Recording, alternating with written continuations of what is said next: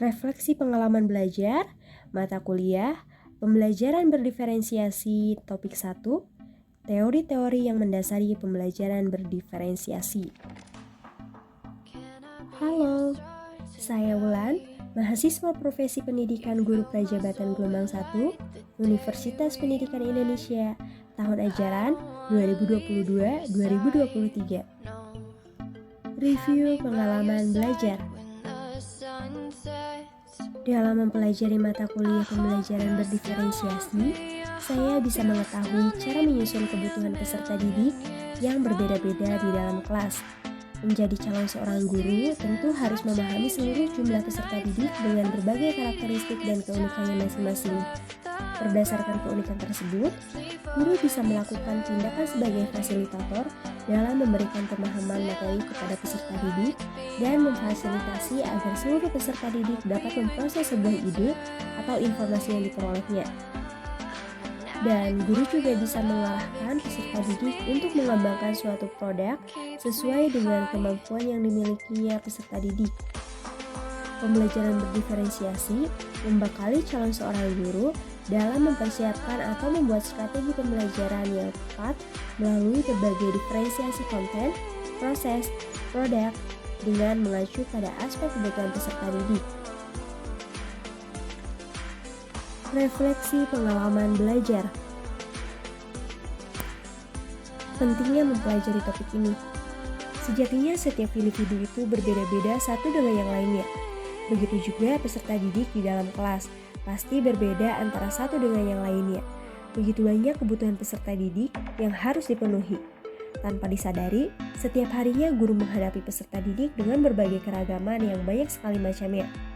Nah, melihat keragaman tersebut, perlu adanya pembelajaran berdiferensiasi. Pemahaman yang mendasari untuk mempelajari pembelajaran diferensiasi yaitu melalui teori-teori pembelajaran berdiferensiasi.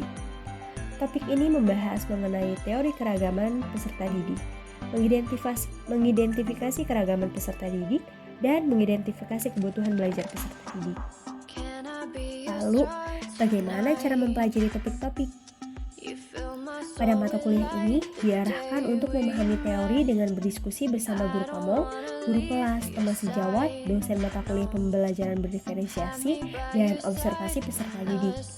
Agar mengetahui keragaman peserta didik, guru melakukan observasi peserta didik dan melakukan wawancara untuk mengetahui kebutuhannya sesuai gaya belajarnya. Setelah saya mengetahui informasi melalui observasi dan wawancara tersebut, saya membuat sebuah rencana pelaksanaan pembelajaran yang disesuaikan dengan kebutuhan masing-masing peserta didik untuk memberikan pembelajaran berdiferensiasi pada peserta didik. Lalu, strategi apa yang dilakukan untuk mempelajari topik-topik ini? Upaya yang dilakukan dalam mempelajari mata kuliah ini dengan melakukan diskusi dengan guru kelas dan peserta didik terkait kebutuhannya dalam pelaksanaan pembelajaran sehingga dapat memberikan fasilitas yang dibutuhkan oleh peserta didik selama pelaksanaan pembelajaran.